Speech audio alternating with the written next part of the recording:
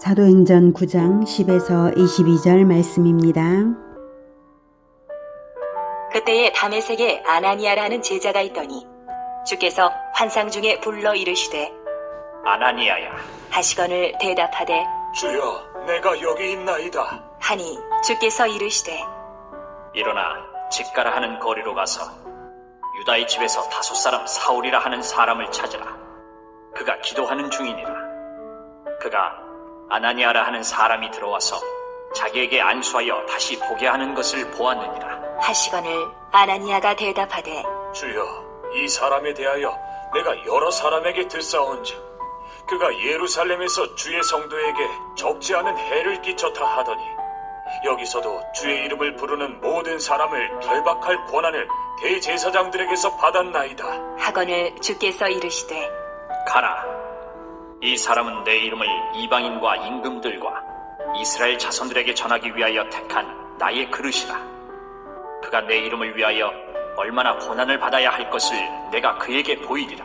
하시니 아나니아가 떠나 그 집에 들어가서 그에게 안수하여 이르되 형제 사울아, 주 곧 네가 오는 길에서 나타나셨던 예수께서 나를 보내어 너로 다시 보게 하시고 성령으로 충만하게 하신다. 하니 즉시 사울의 눈에서 비늘 같은 것이 벗어져 다시 보게 된지라. 일어나 세례를 받고 음식을 먹음에 강건하여지니라.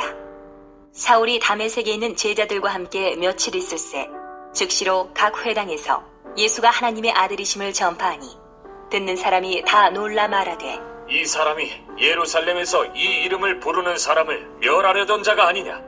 여기 온 것도 그들을 결박하여 대제사장들에게 끌어가고자 함이 아니냐? 하더라. 사울은 힘을 더 얻어 예수를 그리스도라 증언하여 다메섹에 사는 유대인들을 당혹하게 하니라.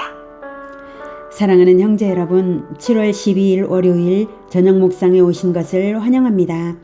신약 교회의 탄생은 예수님이 언약대로 십자가에 죽으심으로 인해 하나님께서 성령을 보내셨기에 일어난 일입니다. 교회의 탄생과 확장은 하나님의 언약 성취의 결과입니다. 그래서 이제 새로운 시대가 시작되었는데요. 성령 시대이면서 교회 시대가 시작되었고 폭발적 부흥과 박해가 동시에 크게 일어났습니다. 사울은 스데반 집사의 불법 처형을 동조하고 그리스도인들을 많이 잡아 가둔 자입니다. 그런데 그가 다메섹의 기독교인들을 체포하러 가는 중에 예수님이 광명한 빛 가운데에서 나는 네가 박해하는 예수다. 다메섹에서 앞으로 네가 행할 것을 이룰 자를 보낼 테니 기다리라고 하셨습니다. 10절. 그때에 다메섹에 아나니아라 하는 제자가 있더니 주께서 환상 중에 불러 이르시되 아나니아야 하시거늘 대답하되 주여 내가 여기 있나이다 하니 주께서 이르시되 일어나 직가라 하는 거리로 가서 유다의 집에서 다섯 사람 사울이라 하는 사람을 찾으라. 그가 기도하는 중이니라. 그가 아나니아라 하는 사람이 들어와서 자기에게 안수하여 다시 보게 하는 것을 보았느니라 하시거늘. 네. 아나니아에 대한 기록은 이 사건 말고는 성경에 없기 때문에 어떤 사람인지는 알 수 없지만 사도행전 22장 12절을 보면 율법에 따라 경건한 사람으로 거기 사는 모든 유대인들에게 칭찬을 듣는 아나니아라고 나와 있습니다. 하나님은 모든 사람을 다 아심으로 적절하게 다메섹에 있는 사람 중에 선택하셔서 사울에게 사명을 주는 일을 맡기신 것입니다. 사울은 예수님을 만난 이후 앞이 안 보이는 중에 식음을 전폐하고 오직 회개 기도와 자신의 앞길을 인도해달라고 3일 동안 기도하고 있었죠. 그러는 중에 하나님께서 환상으로 아나니아가 안수하여 사울의 눈을 뜨게 해주시는 것을 사울에게 보여주신 것입니다. 그러니 사울의 기도에 대한 응답으로 이제 아나니아야 너를 보내니 가라 하시는 것이죠. 13절. 아나니아가 대답하되 주여 이 사람에 대하여 사울에 대하여 내가 여러 사람에게 듣사온즉 그가 예루살렘에서 주의 성도에게 적지 않은 해를 끼쳤다 하더니 여기서도 주의 이름을 부르는 모든 사람을 결박할 권한을 대제사장들에게서 받았나이다 하거늘. 네. 아나니아는 주님의 명령에 깜짝 놀랐을 것입니다. 사울이 어떻게 교회를 핍박하고 있는지는 이미 소문이 나 있기 때문입니다. 15절. 주께서 이르시되 가라. 이 사람은 내 이름을 이방인과 임금들과 이스라엘 자손들에게 전하기 위하여 택한 나의 그릇이라. 네, 주님의 계획이 놀랍죠. 박해자를 변화시켜서 세계에 복음을 전하는 선교사로 사용하시겠다는 말씀입니다. 이 말씀대로 훗날 사울은 이방 선교를 위해 온 생애를 바쳤고 유대 총독 벨릭스와 베스도, 유대 왕 아그리빠, 로마 황제 가이사에게 복음을 전했고 세계 선교의 방법으로 먼저는 이스라엘 자손들에게 각처 가는 곳마다 먼저는 이스라엘 자손들에게 복음을 전하고 나서 이방인들에게 전했습니다. 16절 그가 내 이름을 위하여 얼마나 고난을 받아야 할 것을 내가 그에게 보이리라 하시니 이 말씀을 주님이 하시는 이유는 아나니아에게 이해시키려고 하는 것입니다. 아나니아는 박해자를 안수하라고 하시는 말씀이 이해가 안 되고 있잖아요. 그래서 그렇게 지독한 박해자인 사울을 사용하는 이유는 박해를 그렇게 하는 만큼 박해를 받으면서 목숨 걸고 선교를 하게 하기 위해서 박해자 사울을 선택하신 것입니다. 하나님의 부르심을 받는 자에게는 모든 것이 합력하여 선을 이루는 것이죠. 그것을 깨닫도록 아나니아에게 이것을 말씀하신 것입니다. 그래서 아나니아가 이해가 되었고 곧 순종했습니다. 17절 아나니아가 떠나 그 집에 들어가서 그에게 안수하여 이르되 형제 사울아 주 곧 내가 오는 길에서 나타나셨던 예수께서 나를 보내어 너로 다시 보게 하시고 성령으로 충만하게 하신다 하니 자, 아나니아가 이제 형제 사울아라고 불렀죠. 주님께서 용서하시고 사명자로 부르시는 마당이니까 사울은 이제 형제로 불러 마땅합니다. 자, 18절 즉시 사울의 눈에서 비늘 같은 것이 벗어져 이 비늘 같은 것이 무엇인지는 정확히 알 수 없습니다. 아무튼 하나님께서 잠시 사울의 눈을 덮어두심으로써 사울의 변화를 이끌기 위해 사용하신 어떤 제한을 이제 거두신 것입니다. 그리고 성령을 충만하게 받았으니 세례를 받지 않을 이유가 없죠. 인상적인 것은 여기서도 평신도인 아나니아가 세례를 베풀었다는 사실입니다. 아나니아는 심지어 안수를 받은 집사도 아니건만 세례를 베풀었습니다. 벗어져 다시 보게 된지라 일어나 세례를 받고 세례를 받았습니다. 19절 음식을 먹음에 강건하여 지니라. 사울이 다메섹에 있는 제자들과 함께 며칠 있을세. 자, 이렇게 다메섹에 있는 제자들과 이제 함께 교제할 수 있게 된 것은 바로 아나니아 때문이죠. 예수님께서는 사울에게 직접 사명을 주실 수도 있지만 그렇지 않고 아나니아를 보내신 이유가 바로 이렇게 교회와 교회 내에 교제가 있고 교회를 통하여 인정받고 사명을 감당해야 하기 때문에 그렇게 하신 것입니다. 그래서 세례를 또한 당연히 받아야 되는 것이었죠. 20절 즉시로 각 회당에서 예수가 하나님의 아들이심을 전파하니 사울의 전도 사역은 즉각적입니다. 불과 며칠 만에 사울은 전도자로 변신했습니다. 그것도 각 회당에서 예수가 하나님의 아들이심을 설교한 것입니다. 사울의 담대함을 알 수 있고요.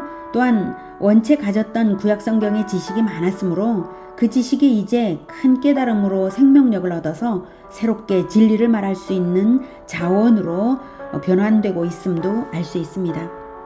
21절 듣는 사람이 다 놀라 말하되 이 사람이 예루살렘에서 이 이름을 부르는 사람을 멸하려던 자가 아니냐. 여기 온 것도 그들을 결박하여 대제사장들에게 끌어가고자 함이 아니냐 하더라. 여기서 이 듣는 사람들은 일반 유대인들입니다.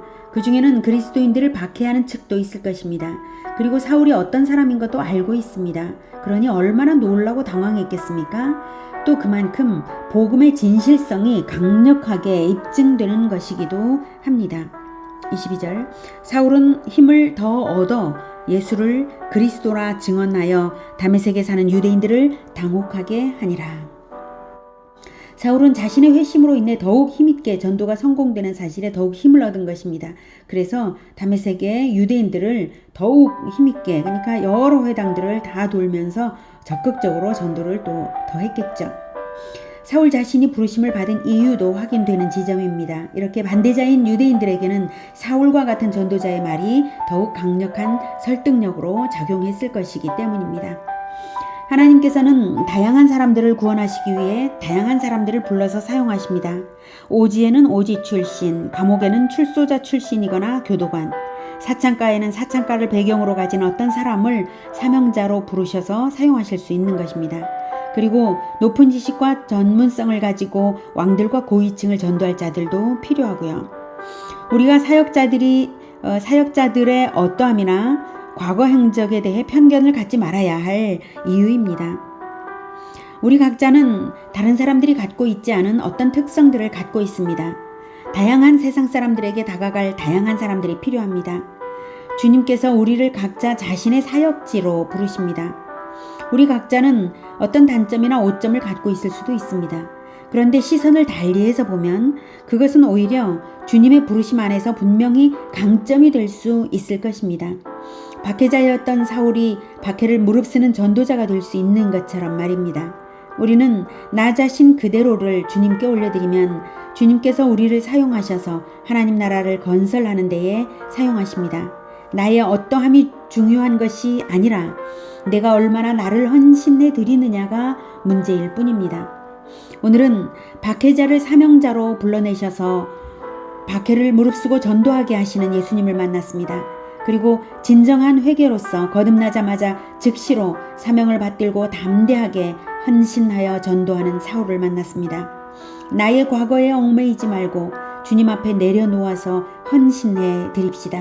그리고 그렇게 우리를 받아주시려고 주님께서 기다리십니다. 내 모습 그대로 올려드림으로써 내 모습 그대로 최상의 인생으로 전환되는 우리 모두가 되기를 축복합니다.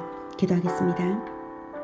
하나님, 참으로 우리는 부끄러운 과거를 가지기도 했고 또 부족한